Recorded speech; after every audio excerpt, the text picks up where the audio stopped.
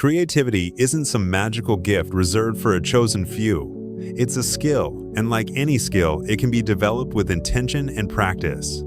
For too long, we've been told that creativity is something you either have or you don't, as if it's wired into your DNA. But that idea is not only outdated, it's limiting. The reality is, anyone can access deep creativity when they stop waiting for inspiration to appear and start learning how to actively invite it in. It begins with mindset, and it grows with the right tools. Creativity is not about being struck by lightning, it's about knowing how to build the storm. If you've ever sat down to create something and felt stuck, like the ideas just won't come, you're far from alone. That block, that frustration, is something even the greatest minds in history have faced. But they didn't just wait it out. Across cultures and eras, philosophers, artists, and warriors developed specific practices to unlock their creative energy. These weren't random, they were deliberate, refined rituals for accessing the deeper parts of the mind. Because creativity isn't about flashes of genius, it's more like a slow, steady fire. And in this video, we're going to explore 5 ancient techniques that were designed to feed that fire, spark your imagination, and change the way you create forever. 1. Peripatetic thinking. Most people think creativity is something you're born with, like a talent you either have or you don't. But what if one of the most powerful ways to become more creative is something as simple as walking? Back in the 4th century, before the Common Era, Aristotle, the father of logic and science, would walk the shaded paths of the Lyceum while teaching and thinking. His followers were called the Peripatetics, which literally means those who walk about. For Aristotle, movement wasn't just exercise, it was philosophy in motion.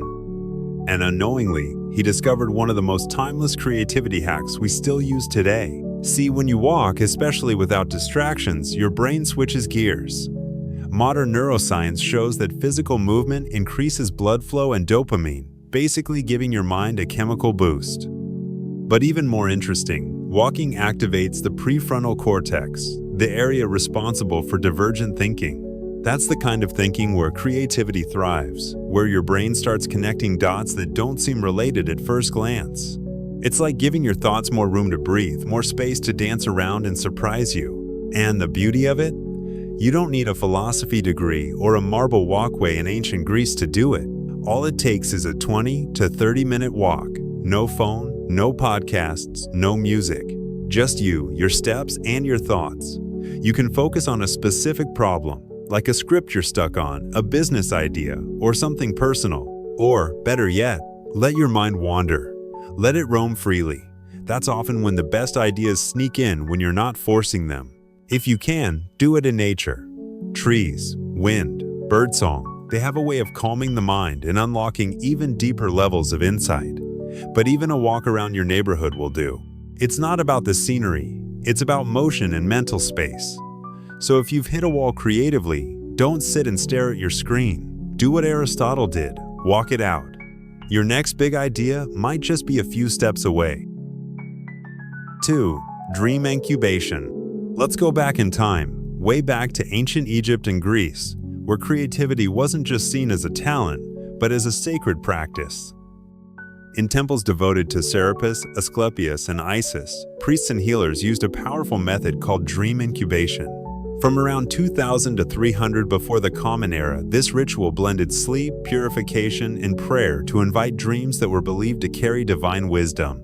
These cultures didn't just see dreams as random, they saw them as doorways to inspiration, healing, and answers that went beyond conscious understanding. Now, here's where things get really interesting. Thousands of years later, science is starting to explain why this ancient practice worked.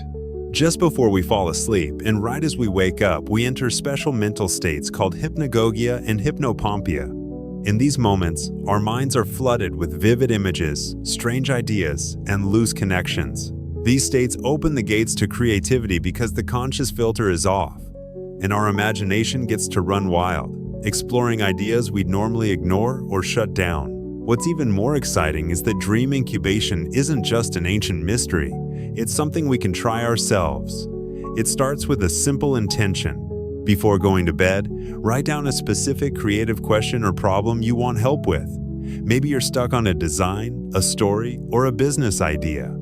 Then quietly reflect on it for a few minutes, visualizing the challenge. This isn't about forcing an answer, it's about gently planting a seed in your subconscious. By doing that, you're inviting your inner mind to work on the issue while you sleep. It's like passing the torch to a deeper part of your brain, one that works in silence and symbols. Countless artists, inventors, and thinkers have used this approach to spark unexpected insights. And even if the answer doesn't arrive right away, you're building a habit, training your brain to be more curious, more intuitive, and more creative over time. In the morning, the final step is crucial. Keep a notebook by your bed and write down your dreams immediately after waking. Don't worry if they seem odd or disjointed, that's part of the magic. Look for symbols, patterns, or metaphors. With practice, you'll start to see threads of wisdom woven into the strange fabric of your dreams. Just like the ancients believed, your sleeping mind may be the hidden key to unlocking the creativity you've been searching for. 3. Tritaka. Long before modern neuroscience tried to decode creativity, ancient yogis in India had already discovered powerful tools to unlock the mind's potential. One such technique is Tritaka, or candle gazing, a meditation practice rooted in Vedic traditions dating back over 3,000 years. These early practitioners believed that the mind, like a muscle, could be trained to sharpen its focus and awaken deeper insight. And Tritaka wasn't just for spiritual clarity, it was used to enhance memory, awaken imagination, and dissolve mental distractions. At its core, Tritaka is disarmingly simple. A single flame becomes your entire world. You sit in silence, in darkness, with the candle burning gently at eye level. Then, you gaze. Without blinking, without shifting your eyes, just you and the flame, locked in stillness. Over time, as your eyes begin to water and your thoughts grow quiet, a shift begins. The outer flame becomes an inner light, and that's when something powerful happens. Your attention turns inward, and a floodgate of creativity opens. This isn't just poetic talk. Studies today show that focused attention practices like Tritaka activate the brain's default mode network, the same one associated with imagination and insight. When you silence the mental noise, you make space for original ideas to rise. That's why this ancient method isn't just about peace. It's a tool for creators, thinkers, and anyone seeking to break through mental blocks. In our overstimulated, screen-filled lives, Tritaka might be the minimalist brain hack we didn't know we needed. To try it, sit in a quiet room, dim the lights, and place a candle about 1 meter in front of you at eye level. Gaze at the flame for 1 to 3 minutes without blinking. Then gently close your eyes and visualize the flame's afterimage in your mind's eye. Repeat this daily. Over time, you'll not only improve your focus, but you'll also start noticing bursts of clarity, fresh ideas, and a deeper connection to your creative self. 4. Koans. Koans are one of the most fascinating tools ever created to unlock human creativity, not through logic, but through paradox. Developed by Zen masters in ancient China and later refined in Japanese Zen tradition, koans are short, often puzzling phrases or questions used during meditation. But they weren't designed to be solved like riddles. Their purpose was to stop the mind in its tracks, to cut through our constant stream of analysis and force us into a deeper, more intuitive state of awareness. Starting around the 8th century CE, these mind-bending teachings became a core part of Zen training, not just for spiritual awakening, but for freeing the mind from its usual patterns. Imagine a Zen student being asked, "What was your original face before your parents were born?" There's no logical answer, no clever solution. The point isn't to figure it out. The point is to sit with it, completely, to live inside the question. Over time, the mind realizes it can't grasp it, and something strange happens. It lets go.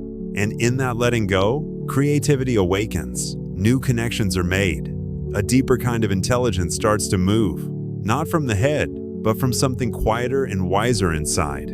This process of not knowing, of resting in the unknown, is the secret. Most people try to be more creative by pushing harder, reading more, writing more, thinking faster. But koans teach the opposite. They show that sometimes the most creative breakthroughs come when we stop trying to solve things. When we let go of control and surrender to mystery, our perception expands. We begin to see differently, feel differently, and from that stillness, unexpected insights can emerge, like sudden flashes of light in a dark room. So how can you use this today? Start by picking a classic koan, like, "What is the sound of one hand clapping?" or "Who am I?" Then, find a quiet place, sit comfortably, and simply hold the question. Don't try to answer it. Don't analyze it. Let it rest in your awareness. You can do this for 10 minutes a day, in silence. Over time, you might notice subtle shifts, not just in how you think, but in how you see. New ideas may come to you later when you least expect them. That's the beauty of koans. They work beneath the surface, breaking the walls of conventional thought and inviting creativity to emerge, not as a task, but as a natural response to inner stillness. 5. Mnemonic imagery and the method of loci. This technique has its roots in ancient Greece, crafted by the poet Simonides of CEOs around the 5th century. It wasn't born in a lab or lecture hall, but in a tragic moment. After a banquet, the roof collapsed, leaving the bodies unrecognizable. Simonides, however, could remember where each guest had been sitting. That experience sparked the realization that our memory is deeply tied to spatial awareness. From that moment, he developed the method of loci, which is a mental framework that would shape how orators, philosophers, and eventually, memory champions across history would store and retrieve complex information. At its core, the method of loci taps into something very human, our ability to visualize places we know deeply. Instead of trying to remember abstract facts in a linear list, Simonides taught people to mentally walk through a familiar space, like a childhood home or a favorite temple, and place ideas in specific locations. Want to remember a story? Place each part of it in a different room. Want to recall a difficult concept? Visualize it as an object on your kitchen counter. The more vivid, strange, or emotional the image, the more it sticks. That's the magic. But this isn't just about memory. It's about unlocking creativity through association. What happens here is the following. When you fill your mind with imaginative imagery, like placing a roaring lion in your bathroom to symbolize courage, or a cracked clock in the hallway to represent time slipping, you force your brain to make unusual connections. That's the birthplace of creativity. It's not just about storing knowledge, it's about bending it, shaping it, playing with it in ways your logical brain alone can't manage. The mind becomes a stage, and ideas begin to interact, clash, and evolve right there in your mental room. In modern life, this method is more relevant than ever. In a world overloaded with information, the method of loci gives us a playful, powerful way to structure thoughts and explore new ideas. Try it today. Take a slow mental walk through your home. In each room, place a problem you're trying to solve or a concept you want to understand. Don't just think about it. Visualize it in bold, weird, even funny ways. Then, whenever you're stuck, revisit your house. Creativity, after all, often lives in the unexpected corners of our imagination, and Simonides gave us the key. Creativity has always been part of us, not as something mysterious or reserved for the chosen few, but as a skill that can be nurtured with the right tools. Ancient thinkers knew this well. Their techniques weren't about superstition or magic. They were about tuning in. They trained their minds through rhythm, silence, and focused awareness, allowing their imagination to grow in ways that felt limitless. Fast forward to today, and while the world has changed, our minds haven't. We still respond to the same things: patterns, stillness, and space to think. These practices aren't relics, they're reminders. Reminders that creativity isn't born in chaos, but in calm. So here's the invitation. Don't just admire these old methods. Use them. Start small. Take one quiet moment. Walk without your phone.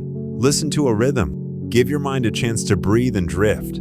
That's where new ideas begin. Not from pressure, but from permission. Permission to explore, to imagine, to reach beyond the obvious. Creativity isn't something you wait for. It's something you make space for. And now, with just one shift in how you move through your day, you've already lit the spark.